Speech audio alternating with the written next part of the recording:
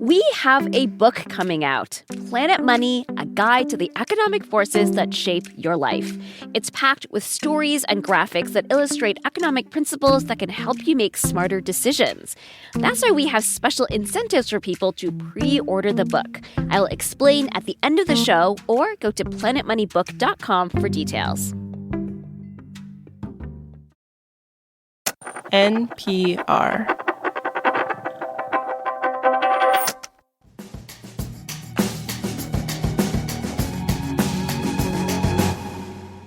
The US and Israel war with Iran has exposed a fascinating economic imbalance. The US has been launching big, multi-million-dollar missiles at Iranian targets. Iran has fired back with wave upon wave of inexpensive drones, costing only thousands of dollars. And these drones don't look anything like your hobby drone that you might use to take photos on a hike.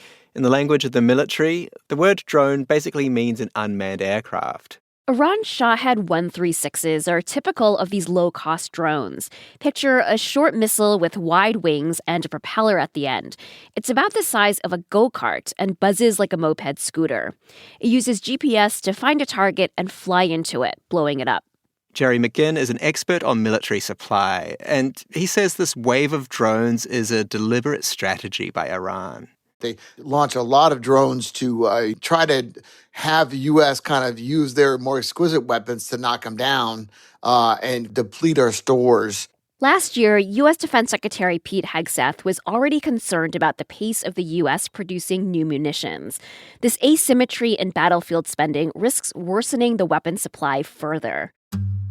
This is The Indicator from Planet Money. I'm Wailin Wong. And I'm Darian Woods. Today on the show, drone warfare economics. We learn about why the US spends so much on munitions and how it's starting to learn from Iran. At this year's Oscars, One Battle After Another took home the award for Best Picture, Michael B. Jordan won for Lead Actor, and the telecast had plenty of jokes at Timothée Chalamet's expense. Listen to a recap on Pop Culture Happy Hour via the NPR app or wherever you get your podcasts. There's a mismatch between the US and Iran in how they're fighting. It involves drones. The US has a lot more firepower, yes, but Iran has figured out how to make the war expensive for the US. Now, the estimates vary, but it appears Iran has fired more than 2,000 traditional missiles in the current war. Most have been intercepted, according to Israel and Gulf countries. But what sets Iran apart is its intensive drone-making industry. Iran makes these drones in local factories, each with 2 backup sites in case they get bombed, according to Iranian authorities. Iran has exported the drones to countries like Russia and Sudan. Estimates of how much they cost to make vary. It's anything between $4,000 and $50,000.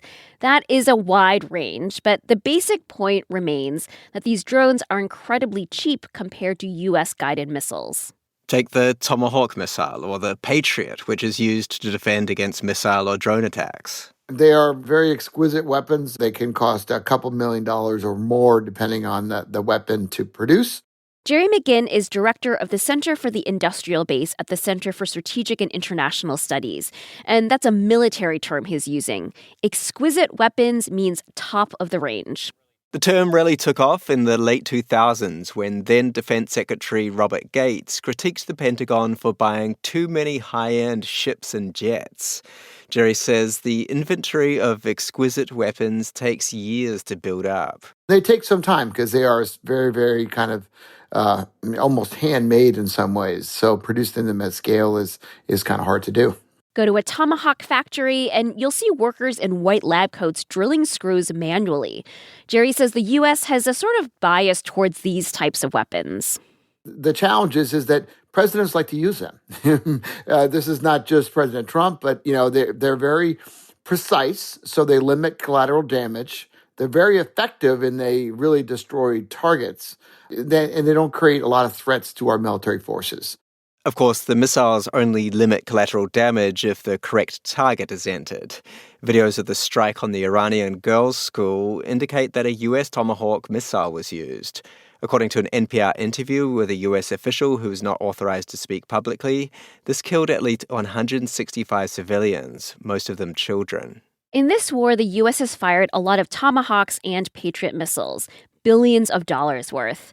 In the first 3 days of the war, the U.S. drained an estimated 10% of its Tomahawk inventory. This gutted supplies so much that, according to the Washington Post, the Pentagon is moving parts of its missile defense system from South Korea and its Patriots from the Indo-Pacific to the Middle East.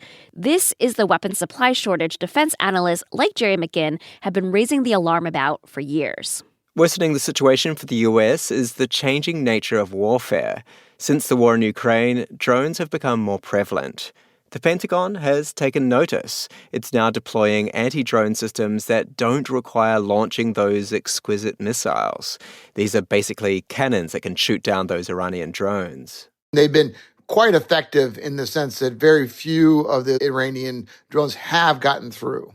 And the U.S. is trying to fight drones with drones. Last summer, the Pentagon announced what it called the Lucas drone. It's a $35,000 drone built by copying the Iranian drone we talked about at the start of the show, the Shahed 136. The Lucas drones are being used by the US military for the first time in the current war in Iran. Last year, the Pentagon also announced what it calls its Drone Dominance Initiative. It wants to buy 200,000 drones by 2027. That's firepower that's not prioritizing the stealthy, highly precise, exquisite weapons. So the U.S. is revving up its drone capability. But Jerry says the U.S. is starting a little on the back foot.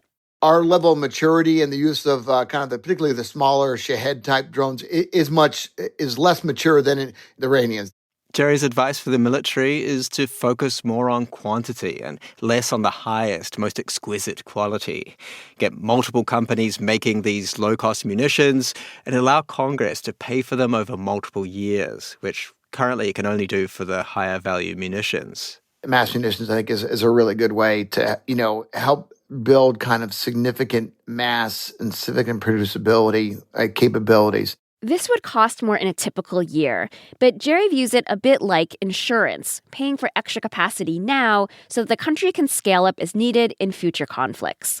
Doing that would enable the Department of Defense or Department of War to do longer-range, longer-term contracts with companies, so then companies can invest more and you have ability to produce faster and at larger scale. So the more of those kind of things that we can do, I think would help us overall. Regardless of the approach the US takes, the military is financially bleeding right now. And to staunch the blood, it'll need to figure out how to deal with thousands of whirring drones.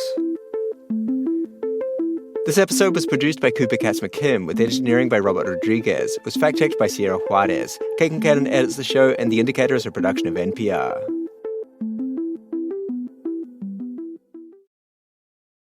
Waylon here again with more about our book and incentives. The book's called Planet Money, A Guide to the Economic Forces That Shape Your Life.